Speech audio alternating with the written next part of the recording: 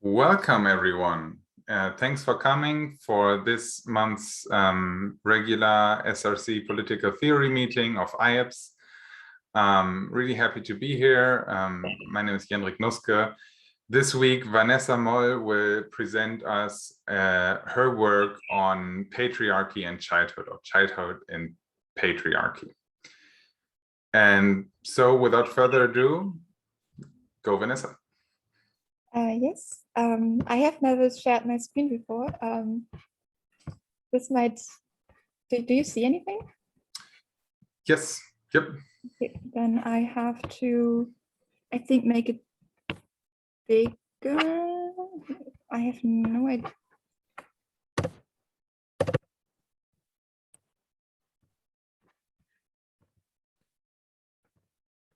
Yes, okay, great, now you see it. Yep.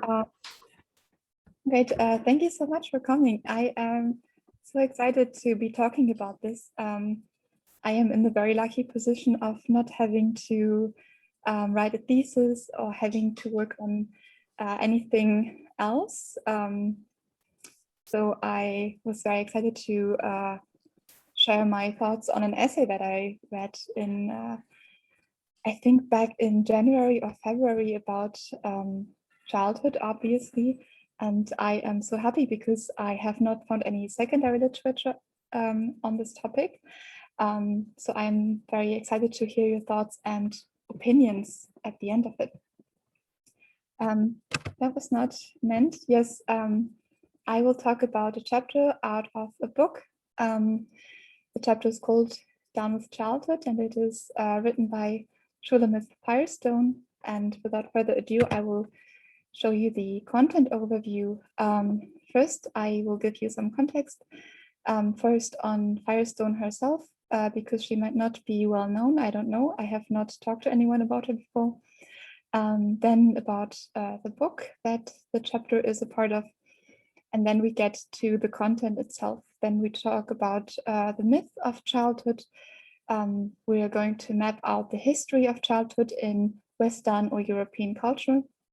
I have split that into 3 parts: before the 16th century, then the changes in the 16th and 17th century, and the childhood nowadays.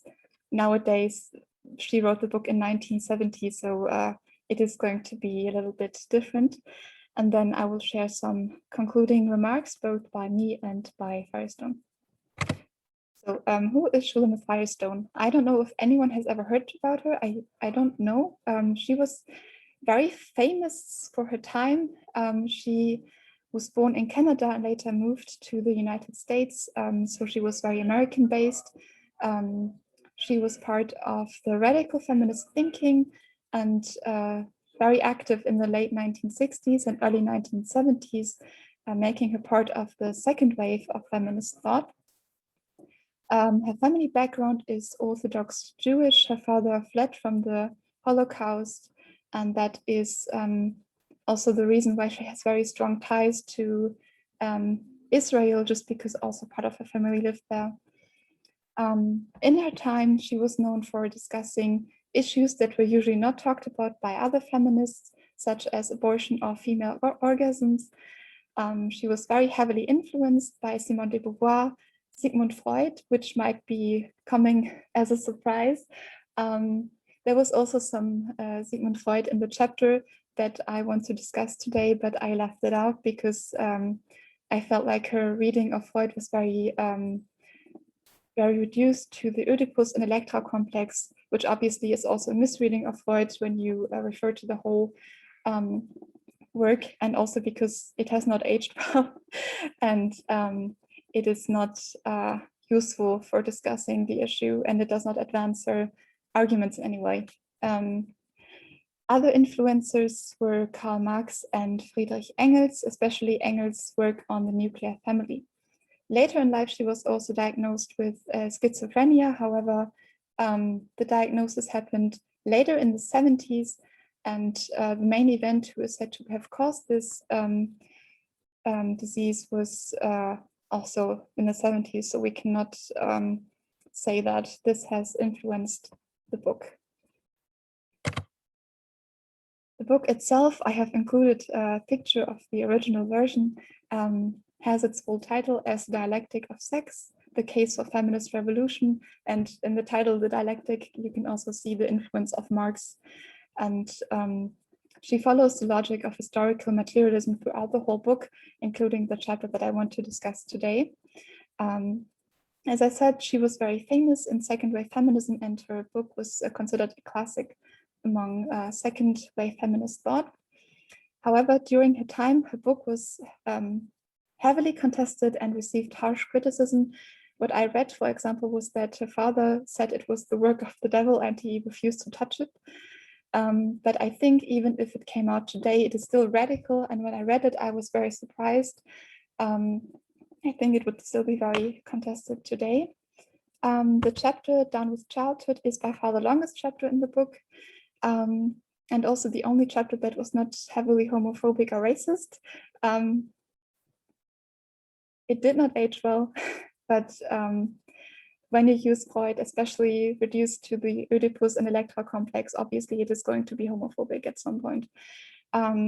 I'm going to continue to call it an essay, but she called it an analysis, and I read in several newspapers that they called it a manifest. However, having read manifests before, I don't think this is one, so I will continue to call it an essay. I hope this does not cause any confusion. In the chapter, she follows the historical path of how childhood was constructed, institutionalized in school, and regulated. What I found interesting was that Simone de Beauvoir herself praised it very heavily as something new, as Firestone was the first feminist thinker to associate women's liberation with children's liberation. Starting with an overview of the myth of childhood, the basis for the myth is the separation of children and adults, and the binary is very influential of how the myth came into existing. Children are seen as something different from adults, as something special, as another species maybe.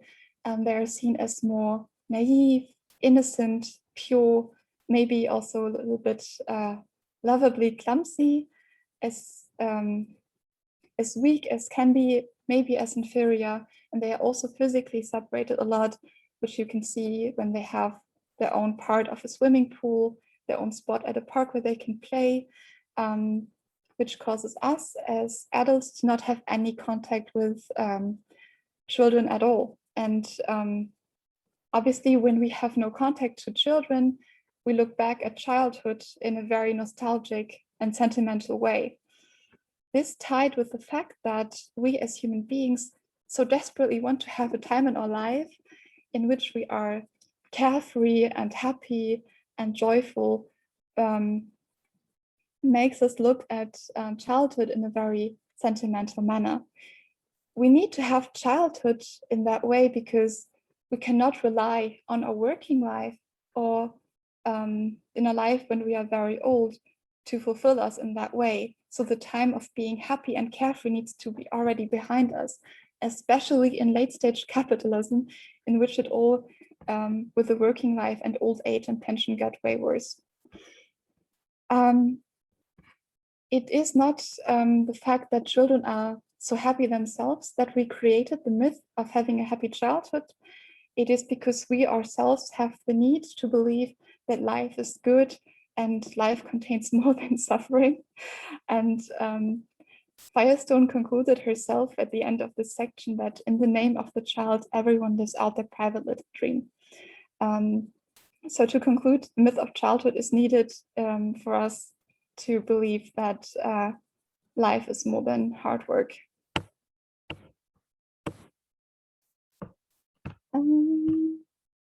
Yes. Before the changes of the 16th and 17th century, childhood was something different. Children were not seen as children as such, but as very small adults that have yet to grow into a human being or have yet to become the adult that they are meant to be, and they were treated as such too. They were integrated into the big part of society. They did everything that the adults did. They participated in parties and meetings. there was no special play, there were no toys. They just did everything that adults did too, and eventually did grow into it. However, they were separated by clothing, because when you look at the clothing, you can see that those who are not yet grown, like these small adults that have not yet grown up, they belong to the social class of servants, and they had these white collars and the long servant's gown, which you can see in a picture I've included in the next slide. There were also no close family ties and relationships. It was normal, especially for the upper class, to give your child to someone else to raise, to have your child move out to other family members, to travel around to learn things. That was very normal. And obviously, because children also died a lot, they had no close relationships with their parents, because they were all like in this big integrated society. And also a very interesting remark is that the word childhood did not exist. However, I don't know which language Firestone referred to, because she talked about the French language, maybe also English, but I cannot say that about like German or Dutch, that childhood were non-existent in some European language at the time.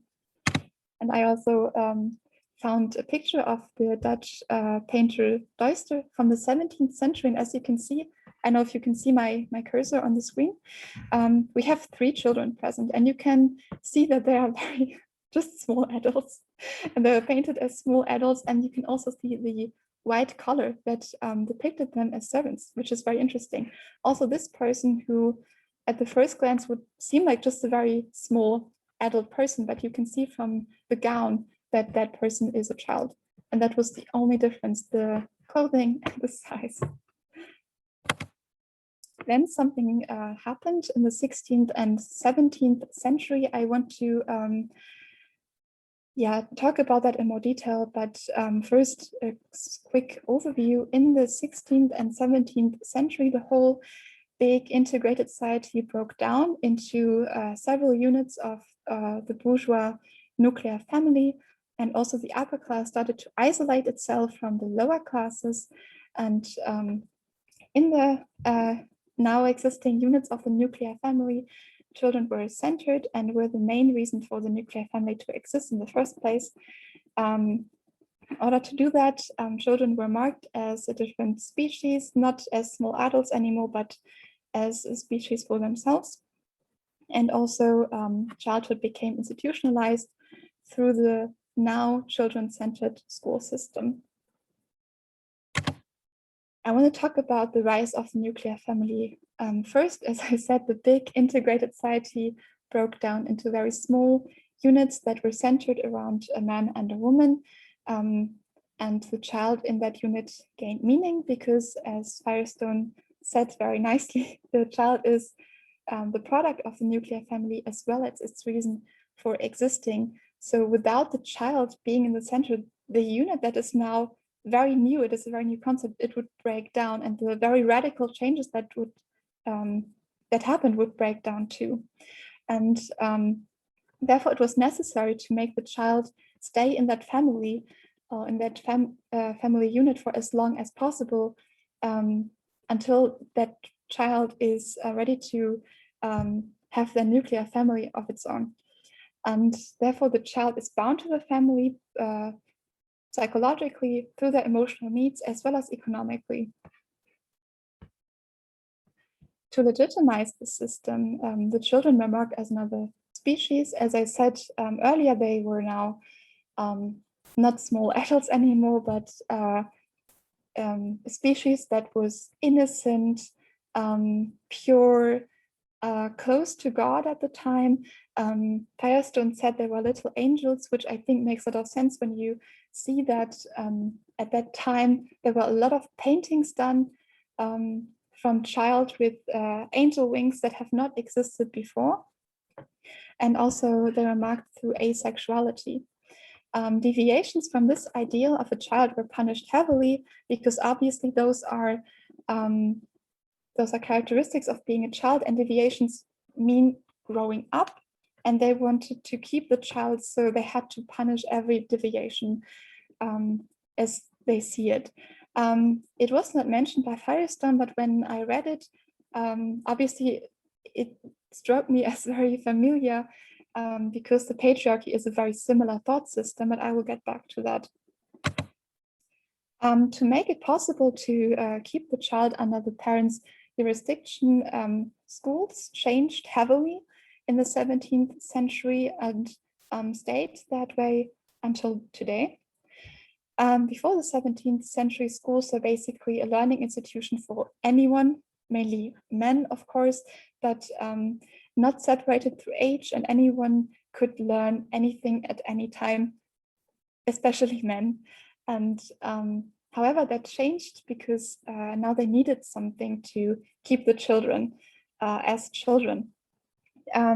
Because also through the rise of pedagogical thinking at the time, they wanted to keep the child's innocence and purity, and they said that growing up makes them somehow morally corrupt. And so they wanted to keep it as it is. And the best way to do it was to do it with discipline and by watching the child at all times.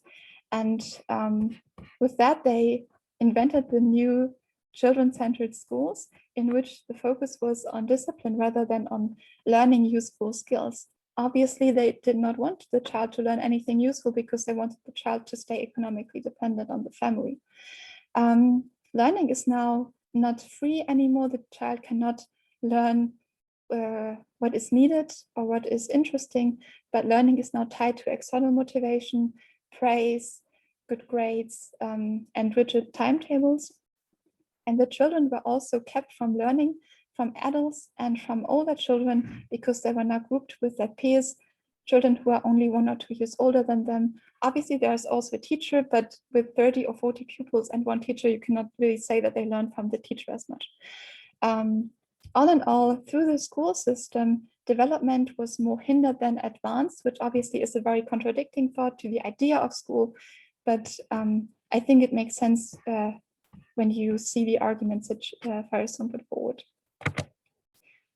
Now coming to childhood, nowadays 1970, but Firestone made the argument that nowadays many industries depend on children, and our desire to keep them happy, to feed our own version of the myth of childhood. There are toys for children, sweets, clothing, anything, you name it. There is something for children too. And there are so many industries profiting off of it, and they have a huge interest of keeping it that way. That was in 1970, and I don't really know how it changed from Fordism to late stage capitalism, but I would suggest it got even worse because now we live in a form of consumerism, and obviously with everything being purchasable and with marketing strategies becoming more and more forward thinking, I think that has gotten, I don't think the argument is lost during that time. We still see childhood as the happiest time in an individual's life. And as I said, probably during late stage capitalism, it has gotten even worse because we cannot rely, or we can rely less and less on our working life to make us happy. So we need to have the childhood as a way of copying with that lifestyle. She also said that children have no rights. I included the de facto here because I know that the EU, they have been very many treaties signed, and I think it has also been included in many laws and institutions.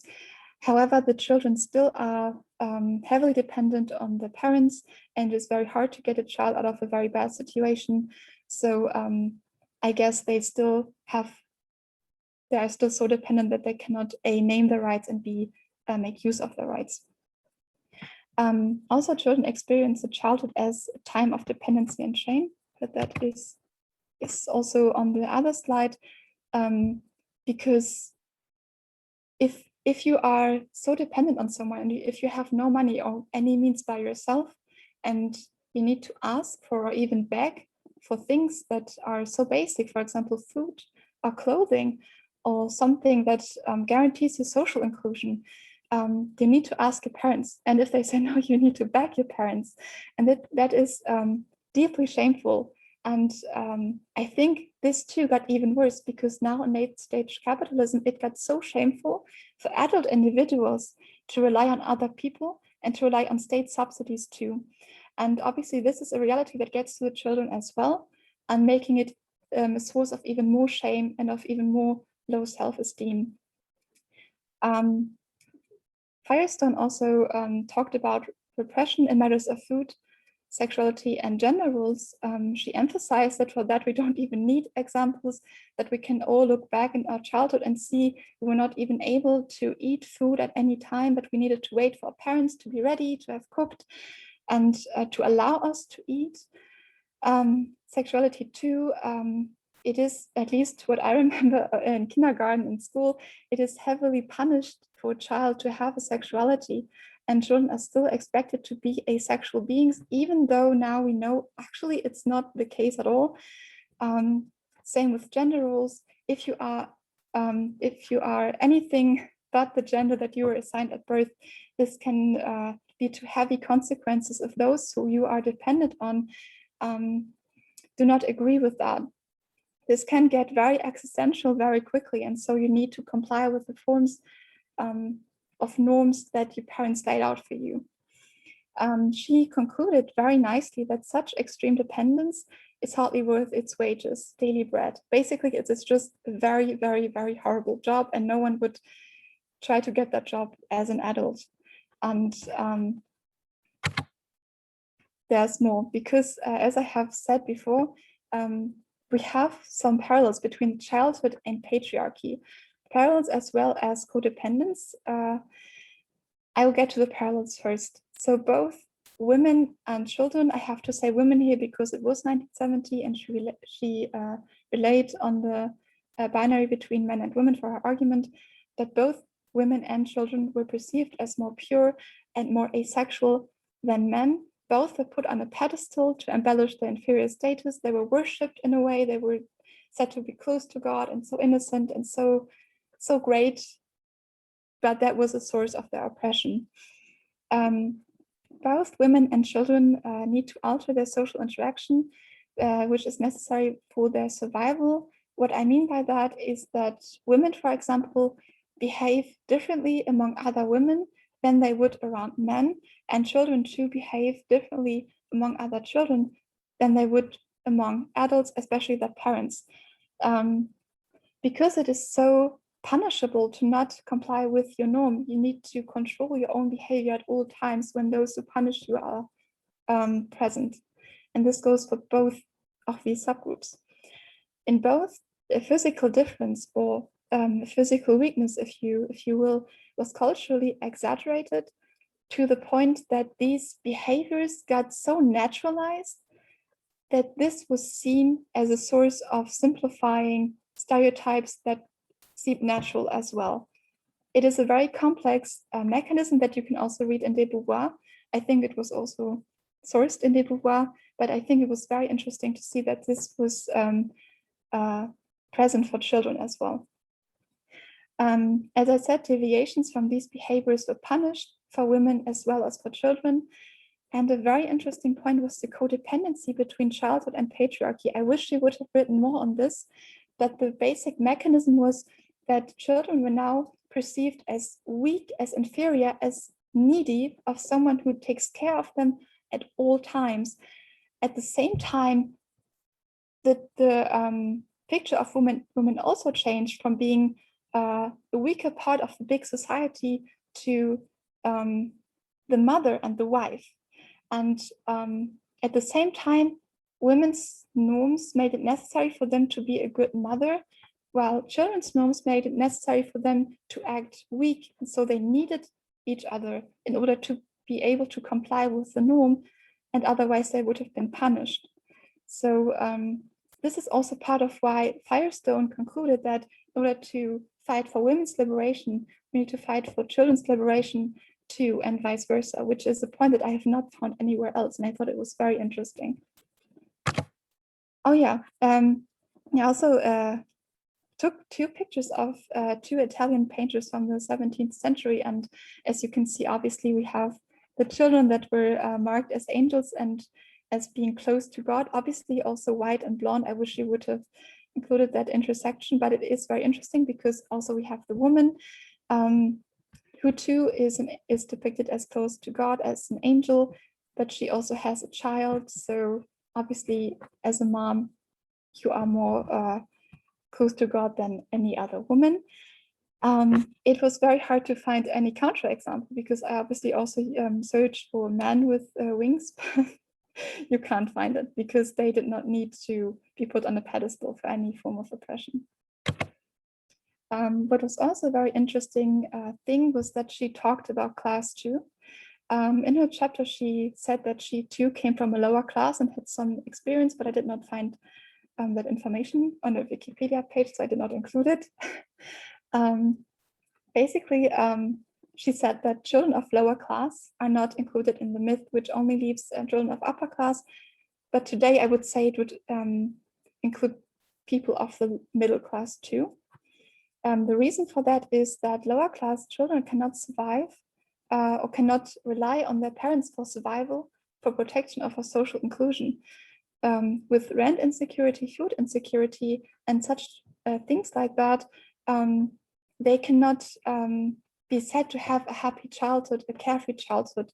And also I included social inclusion too, because not every parent can afford like cinema tickets or concert tickets or trendy piece of clothing that is necessary for a child to be included into their peer group.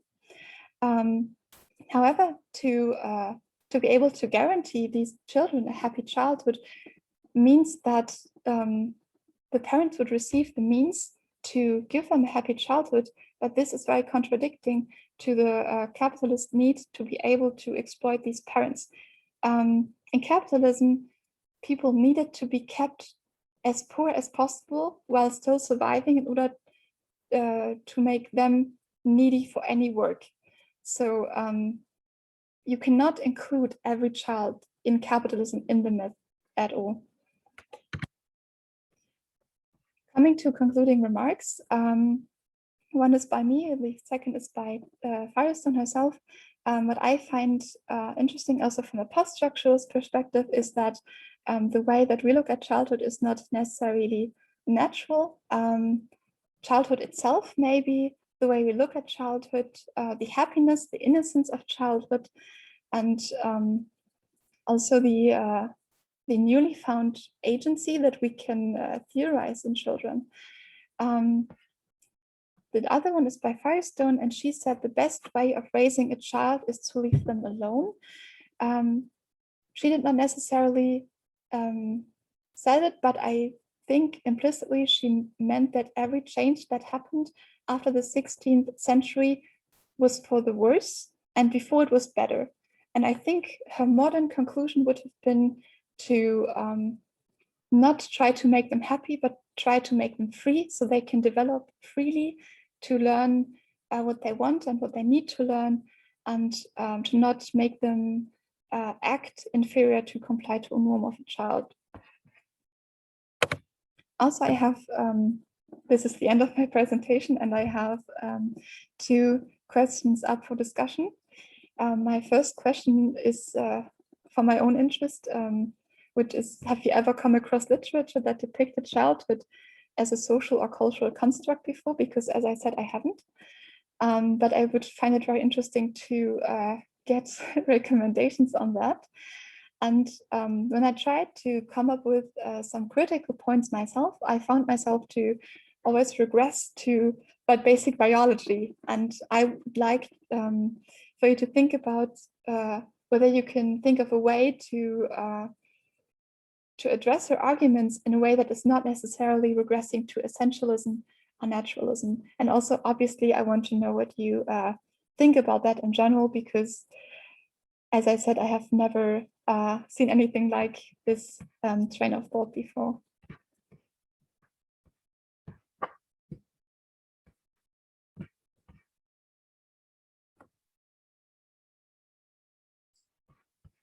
Okay, first of all, thank you very much, Vanessa. This was really amazing.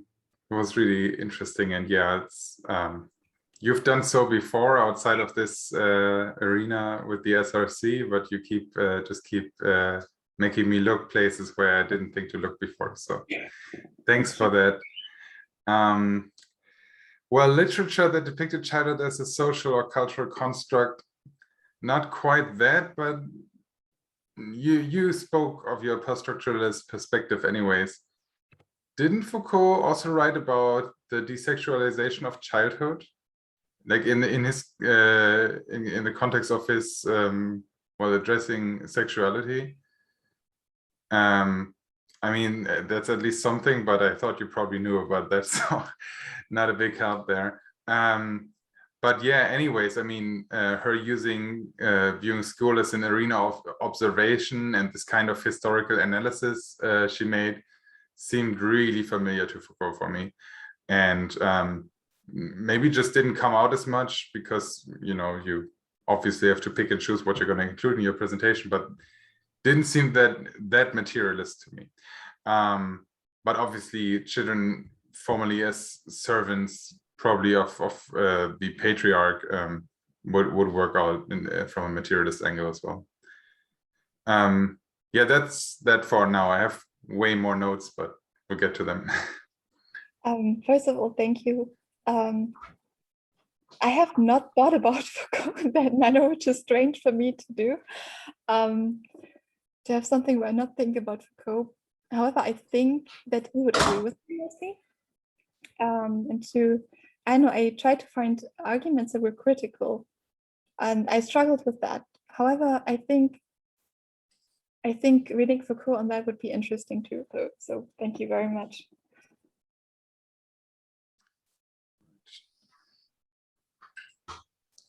In terms of literature, I've come across, it's not quite as in-depth, but if you look at things around early socialization of children and also political education for children. So I do a lot of work on getting children recognized as political actors, not only becoming political when they turn 18. If you look on that, there's a lot of it. So also the idea of the age of majority, if you look in, that's a completely social and cultural construct. You don't just magically become an adult at 18 or 21. You know, that it's completely constructed. So there's a lot of very good socio-legal literature around that. It might come up in childhood and development, but from a political theory angle, there probably isn't. I'm not aware of too much of it, but I mean, political theory is really involved in anything if we're talking about constructs around children, especially around political education. I can see in my bibliography at some point and send you on a couple of things where it's explicitly mentioned about kind of socially constructing when childhood starts and ends, and it's a lot of it is around political education and socialization of children. But it's really interesting because it's basically saying that children have no agency in themselves. We have to teach them to be agents, but we know that's completely not true. But it's the model that we use, and it's very much in line, I think, with what you're talking about, how the school system is even structured. You know, like you say if you have civil political education in your school, that's the idea that they're teaching you how to be a citizen. They're not teaching you how to think or be a critical agent. They're just teaching you this is how you be a person in our society without actually recognizing any kind of agency. So I can send you on some stuff once I can access my bibliography again. The second part, I mean, I don't think any such regressions from me, but I would still say that, I mean, it's really your call to make, you know, whether or not to answer specific questions, but, you know, like for the wider public, especially essentialist or naturalist interjections would be interesting as well. I don't have any of those, I think. Just her appellate at the end. Well, you know, surely leaving children alone, more or less completely from whatever age, would just lead to them being exploited through capitalism, right? and like being subjected even more to you know, structures of oppression and so forth. But I mean, like, this is also really obvious and plumb remarks. So, I'm not sure what extent of being left alone she has in mind. I'm sure I can, you know, follow her to a pretty far extent.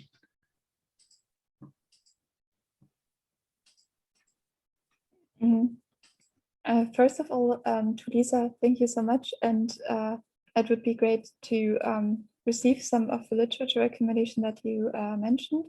And also, I thought it was very interesting. I also thought about that when I made my slides, because also in Fridays for Future, I noticed that a lot of adults try to, I don't know if that is a word, but de-identify children by saying, oh, you're only children. What can you do anyway? How can you be agents anyway? They tried to keep them in their place and told them that they needed to stay in school because, you know, there you cannot do much harm, which I thought is just in favor of Shulamith Firestone's point, I guess. To you, Jendrik, that is not really a question raised, and yes, I can, but I can imagine that, I don't know, that exploitation is unavoidable. So I think this was not really her point. I think even like in any way you grow up, at some point you are grown up and you realize, shit, this is not how I imagine my adult life to be. So I think, I don't know, I think this is one another example of it all being interconnected, right? Of when we want to liberate women and liberate children, we also liberate the workers. But I think it is a very interesting point that I would have loved to ask her if she hadn't died 10 years ago. Okay, thanks. Yeah, I think the idea of actually regressing to Actually, Jintao is. Oh. Yeah. I can't see. Thanks. Thanks, Vanessa. I have two questions. First, first it's actually a thought regarding the first question. From the philosophy language point of view, even if there's no, clear-cut boundary, and there's no homogeneous boundary for everyone, does not mean that it does not exist, right? So even if 18 years old, 21 years old, it's not a good boundary, but that it does not necessarily mean that the childhood is constructed. It may just be a gradual process, but yeah, just a thought. And second, regarding your second question, I actually have a question for your second question. Can you explain more in terms of why you are rejecting essentialism or naturalism? As in, you are saying that without regressing to, so you're saying that, okay, these are not good explanations, or yeah. Yes, I think I want to start with your second question. It is because I am very used to feminist thought, and in feminist thought, we know that essentialism and naturalism do not really address anything that is progressive for ourselves, because they rely on the objectivity of certain natural sciences, for example, biology. Whereas in feminist thought, we know that they are a product of our beliefs anyway. And in order for, I don't know, to argue with them, we need them to not be part of a culture that lives in the myth of childhood, but they do. They are part of it and they are constructed as well. And that is why we cannot rely really on basic biology, for example. And I find it also very hard to argue with these types because anything is just, it is just going to be an ontology anyway. I think on your first question, I think in Firestone, or at least in her description of history, a child is seen as an adult when they are part of another nuclear family that they have created themselves. So they are a child, and then they have a children, and then they're the adult, basically. There was not really like a border of age to make them as adults. But times have changed. Now we have this when you're 18 or when you're 21 to substitute for that.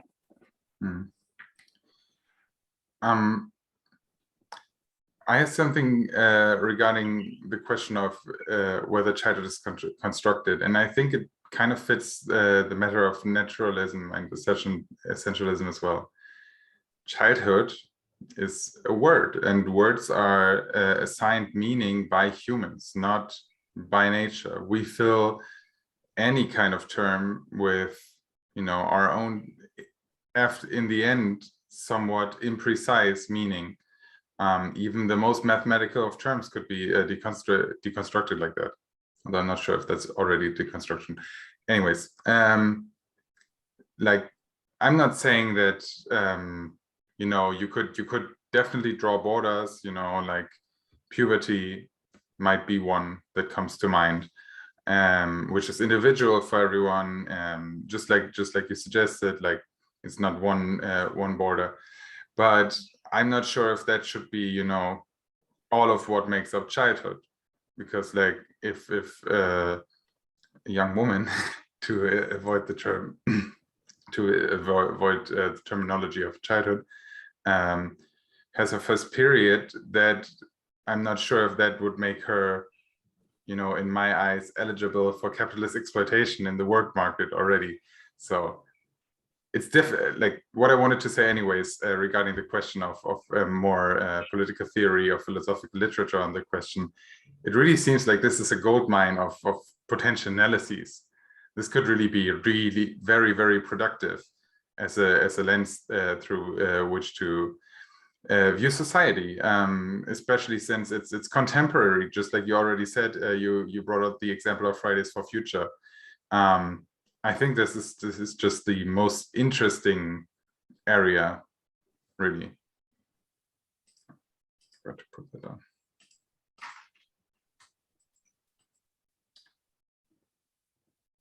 I mean, I have more questions.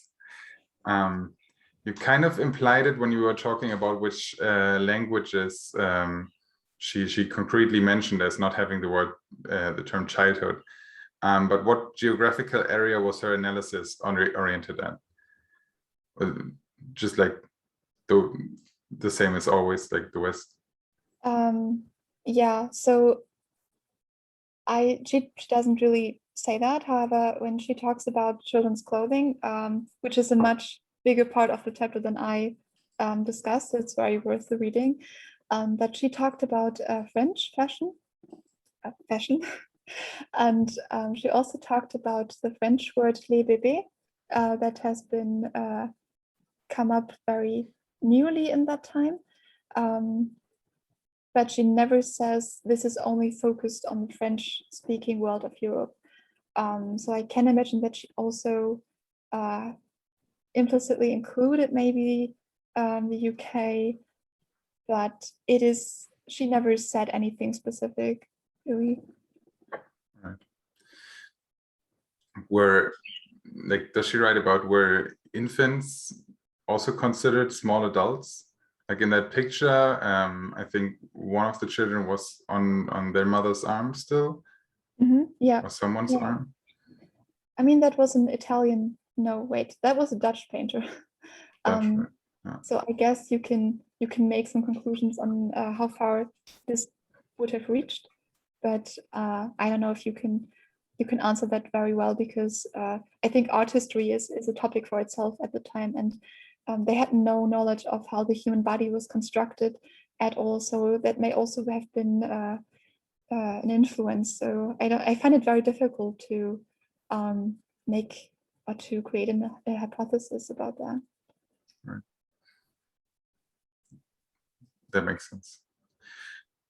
The whole transition to the nuclear family and like situating it in that historical period that she chose really reminded me of Federici, like Caliban and the Witch. That's just all about that time of what's the English term, original accumulation, or primitive accumulation, especially the core position of children as reasons for families existing at all, because Federici's analysis was all about, European societies trying to get up their population by any means necessary, thereby, exploiting women's bodies more and more intensely. So yeah, this makes this historical area really plausible as a feminist analysis of the genesis of childhood, obviously. I have never read Federici, but this is very interesting things. I could give you like the parts of her text that we used for the introduction to political theory. No, I could give you my excerpt as well if you want. Really interesting. Just tell me later. Interesting to know that they changed the curriculum.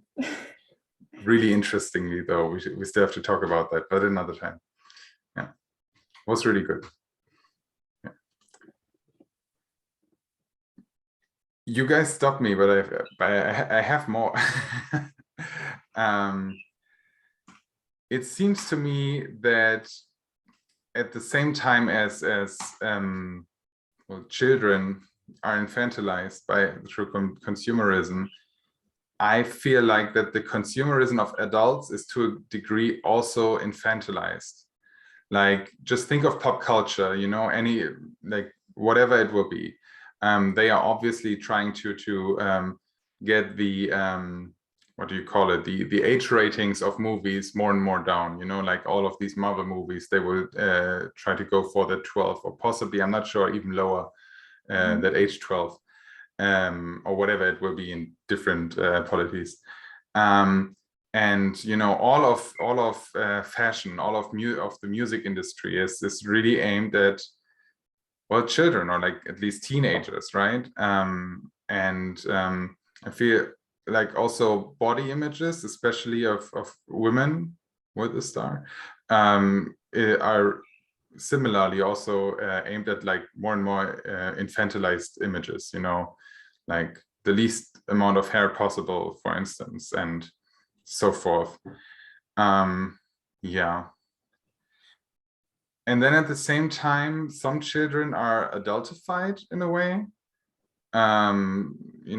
People of color, for instance, as part of justice systems, are consistently judged to be more adults than a lot of white underage offenders are. This impression comes from the States, but I wouldn't be surprised if it was consistent over many countries, especially the Western ones, formerly colonizing ones. And then also as part of stereotypization, in so far as, well, I don't know, some people of color that live in poor conditions are somehow used to more and therefore deserve less of our empathy or care. And then also obviously female children as part of sexist objectification. Just like this really works together with the body image as well. So, like I said, this is just making me sprout all these connections, because this is really a blind spot in a way. This is also what struck me so much about this essay, because it was so fruitful that I kept thinking about it, and I cannot obviously respond to you in fully, but I can give the additional information that when she talked about children's fashion and how it changed over time, it was men's male children's fashion. Women were always dressed as, or little adult women were always dressed as women. And at some point, Firestone wrote that women had no right to childhood. Okay. Yeah, I tried to look up some pictures, but whenever you see like little small women, they are all always dressed in the same way as their mothers, whereas small adult boys that only had like parts of their clothing that was similar to the men's clothing at the time.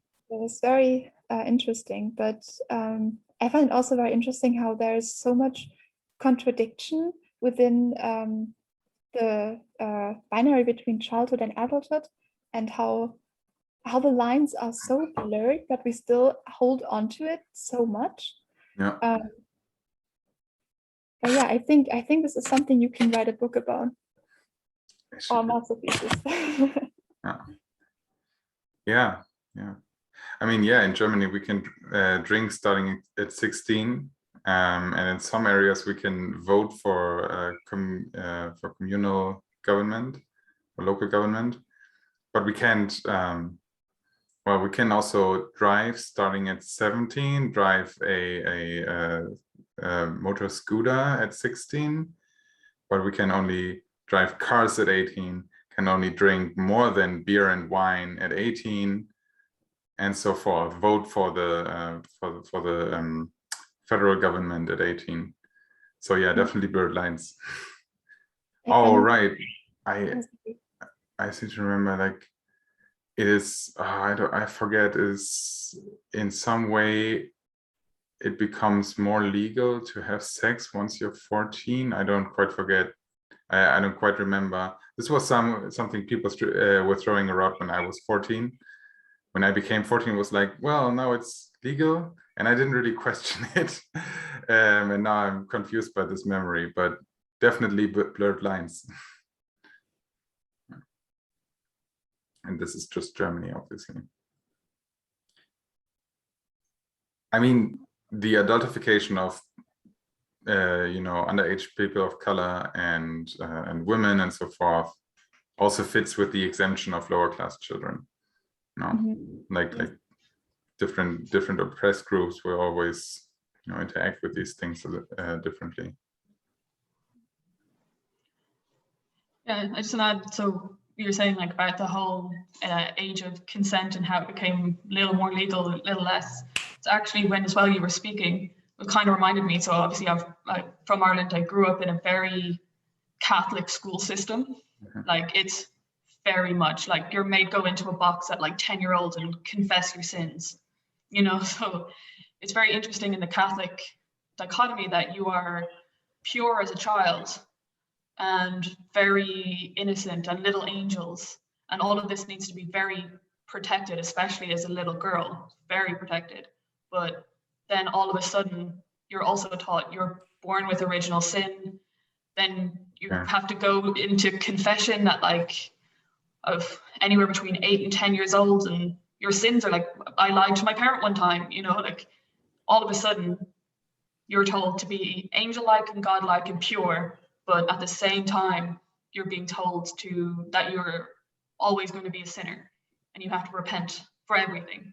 So it's kind of an interesting, because most people's parents don't do that to them, but the school system did.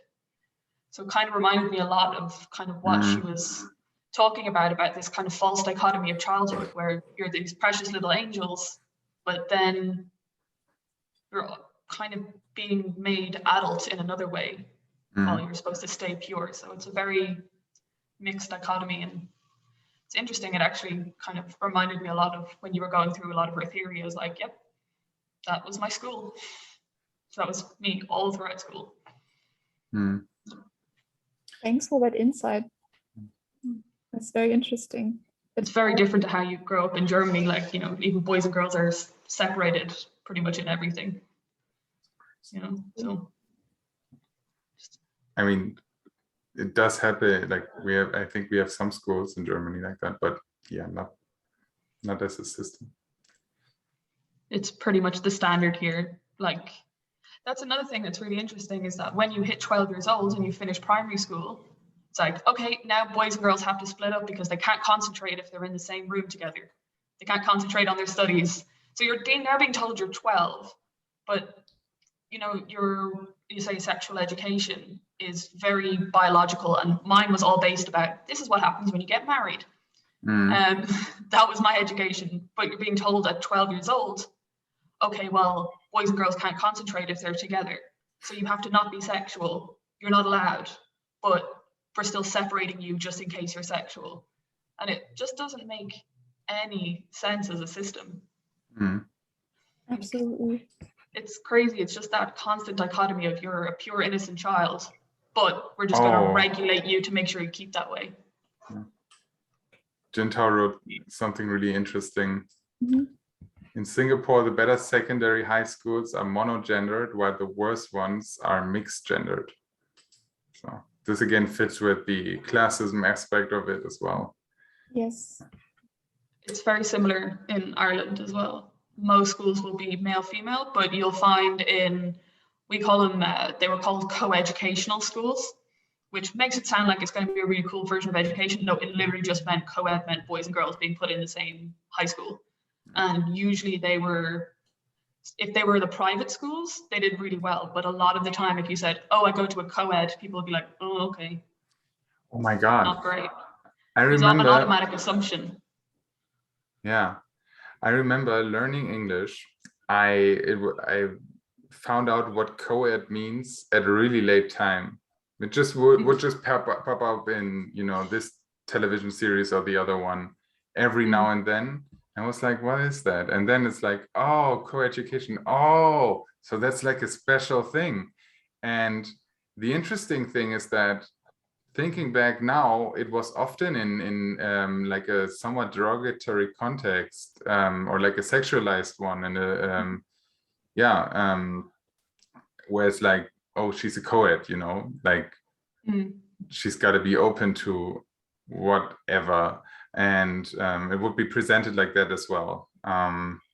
So again, it's really very much aligned with, you know, if you're co-educated, you're going to be like all about sex somehow. Yeah. Not my experience. Yeah, it's another kind of interesting thought popped in to do with what we were talking, you know, when you're talking about how childhood is enforced through kind of very strict rules and regulations and dependency, that kind of really integrates with the class system. Because especially in Ireland, it wasn't uncommon for a girl to be pregnant at 16 and still in high school. But it was very much that you were in the lower class schools when that happened. So either the co-eds or not the private schools. But if you were in a private school and you got pregnant, a lot of the time you would be asked to leave the school. So you would go to a lower class school. So it's like almost like protecting the class system that's been set in place by these norms around what childhood is supposed to be, because you're a child until you're 18. So, you know, like it just kind of thought into my head there, like how that actually has interplayed. And it wasn't uncommon in my secondary school for us to have a transfer, and it was someone who ended up being pregnant. I find it so interesting that you like make the point of Firestone that it is exclusive of lower class so real, because when I first read all that you did with all the points, because when I first read the essay, I was like, this is a strange way of thinking. I have never thought that way about childhood. And even I'm very used to like deconstructive thinking, right? So it was so new, and I was like, this is strange, I have to read it again. And then I talked to some friends about it because I wanted to present it to you. So I talked to friends about what I'm going to present, and I was like, childhood is a social construct. And they were like, Vanessa, this is so strange.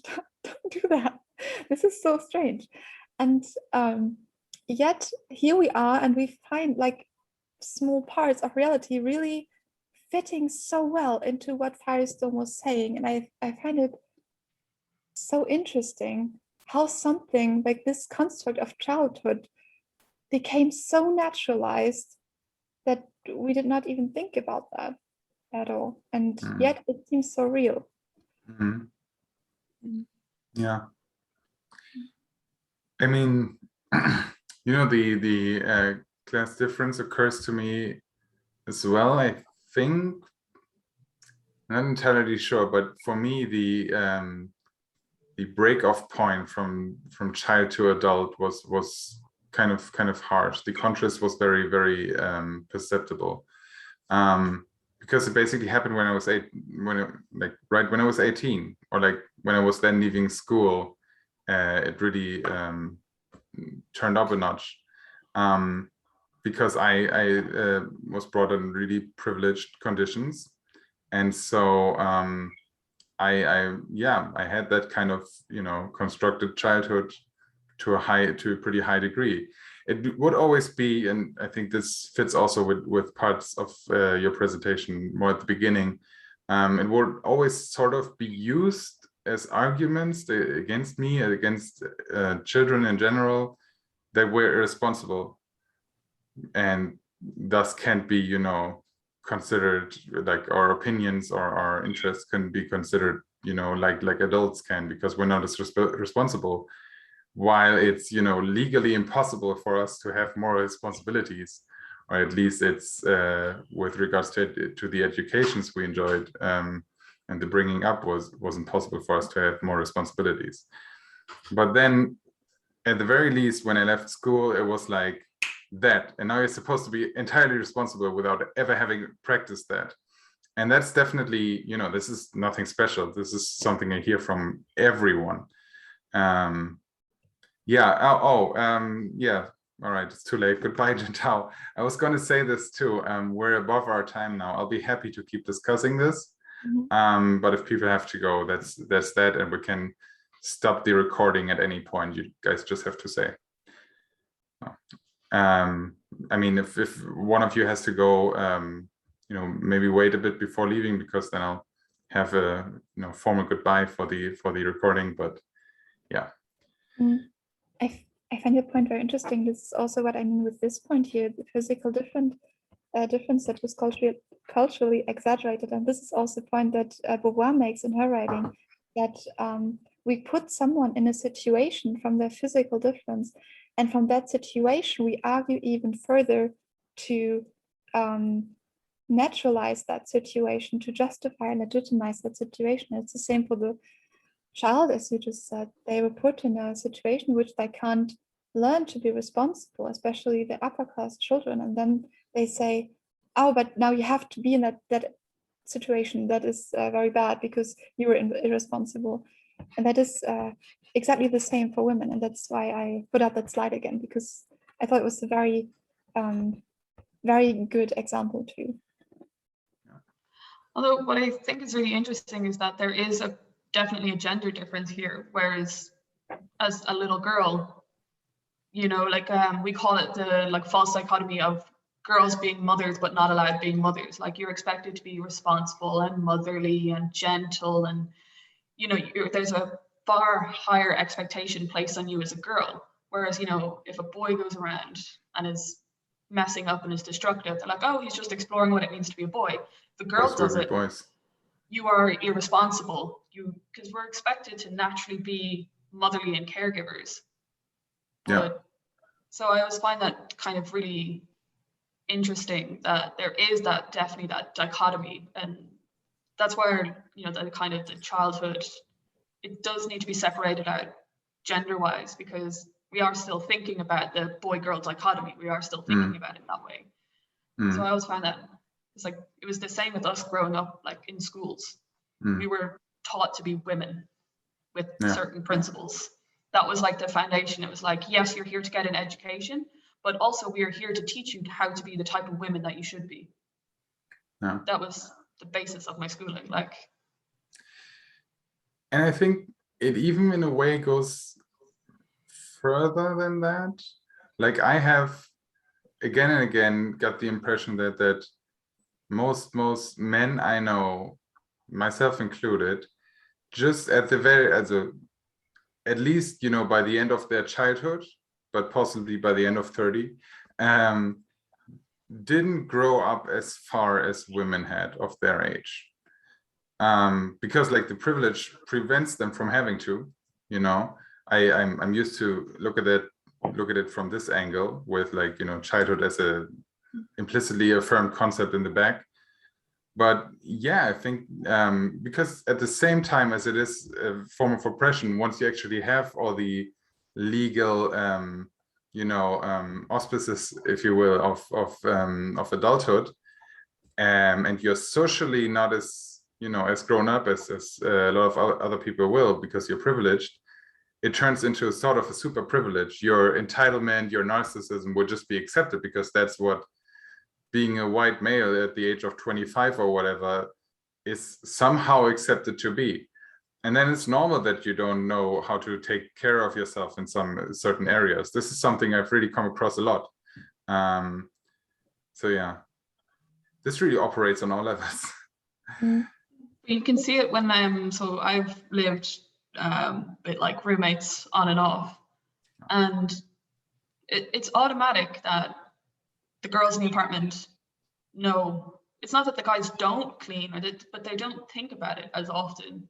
You know, like I would come in and I'd be like, oh, I washed the floors. They were like, oh, why? And I was like, oh, well, someone spilled something. They were like, oh, but why don't you just wash the patch? And I'm like, well, because the whole floor is filthy. Like, when was it washed last? It's like all these little things, I think, because even in a house that's very conscious about making all of the children equally do their chores, there is still an implicit pressure put on on girls to help out and to be around. And so that does transfer into adulthood. I lived with 6 guys when I was in Australia. Oh boy. And the only person who kind of knew how to be in a household and how to be like an adult, he's the oldest sibling and he has got lots of younger siblings. And he also came from a lower class background. So he had to do it, you know. So I found that really interesting, that intersection of where he had to take over the motherly role almost, even though he was a male, but they had no choice because they were constrained by finance. Yeah. It's just Another interesting, because this is like part of the myth of childhood, right? That who even has a happy childhood? Because if lower class people are excluded, if women are excluded, if those who cannot comply with, for example, gender norms are excluded, if those with bad parents are excluded, then who is there to have a happy childhood? And I think it's so, I don't know, I think it's so funny, because when adults think about childhood, they're like, oh yeah, that's the happiest time of their life. But for many, it isn't really. Yeah. Yeah. I mean, like, I did to a degree, for sure, because of the aforementioned load of privileges. It is way more reality for me, for sure. And, you know, regarding the flat share example, and this could also go for, you know, I guess like young couples or maybe older ones, you know, that remaining difference, even if you assign, you know, different tasks, that remaining difference will generally be waived off. Well, if you care more, you know, like I don't just don't care about, you know, being that overly clean. And, you know, then it's like, that's your own problem. But by the time, you know, your own, you know, you end up having your own children, you know, that's already normalized. And that's just, well, that's like what mommy likes doing. So yeah. They've done studies on it now, like literally there was I can't remember who did it, but it was how much women would get paid if their work within the house was set at a basic market value. So like, what is it actually valued to the market? How much is it worth? And it literally slammed the pay gap, the gender pay gap closed. Like, women shot ahead because, you know, they were just wanted to be like, this is how much money if women's work at home was valued. Like, and this was not just people who were who were staying at home, who chose to stay at home. This was like full-time working mothers or partners who then came home to do the house, or who looked after the grandparents, or is the person that drops, you know, does the babysitting for a family member. Like, the emotional workload of women. It was really, really interesting. Like, if you just actually paid people what they were worth, it's crazy. Can you share that in the group? I would really like to see that. I need to find the study. So I read it, ironically, in The Economist. But I'll have to see if I can find it. I read it a long time ago, but they're continuing to do these studies now, like actually looking at the division of labor within houses. And it's crazy, but it comes from being socialized. I would really like to see that. That's Yeah. a really good study. Sorry, Vanessa. Yeah. The Economist, that just surprised me a bit. Yeah, that's why I said ironically.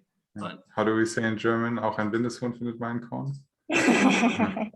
Even a blind chick finds corn once in a while, or however you would translate it. Wow. Okay, I think we can stop. I can stop sharing the screen at least. Yeah, sure.